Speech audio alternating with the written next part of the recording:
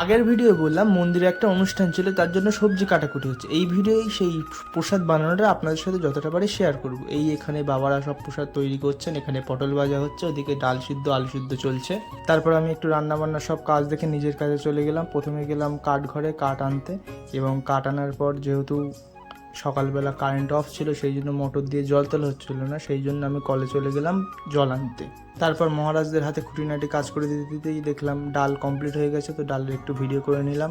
ডাল হয়ে যাওয়ার পর ওখানে সোয়াবিনের রসার প্রিপারেশন চলছিল। তারপরে দেখলাম আর এক মহারাজ এখানে লাবড়া, যেটাকে চচ্চড়ি বলি আমরা, সেটার প্রিপারেশন তো করছেন, এবং তার মধ্যে বাঁধাকপিটা দিয়ে দিয়েছেন। এবং এখানে আমাদের প্রিয় মহারাজ বাবা স্বরূপানন্দ মহারাজ এখানে পরমান্ন তৈরি করছেন। তারপর আমি সকালের প্রসাদ পেয়ে নিলাম এবং লেবু ভর্তা চলে গেলাম, এবং তারপরে আমাদের কাজবাজ সকালের মতন সম্পূর্ণ হলো। কিন্তু এখানে বলে রাখার বিষয় হচ্ছে দুপুরবেলা এত ভিড় হয়েছিল, ভিড়ের কারণে আমি ভিডিও করতেই পারিনি, যেটা ভক্তরা প্রসাদ পাবে এবং আমার প্রসাদ দেওয়ার ভিডিও। এবং তারপর সব ভক্তদের পাওয়ানোর পর আমি শেষে একটু প্রসাদ পেয়ে নিলাম, এবং আজকের মতন এই ব্লগ শেষ।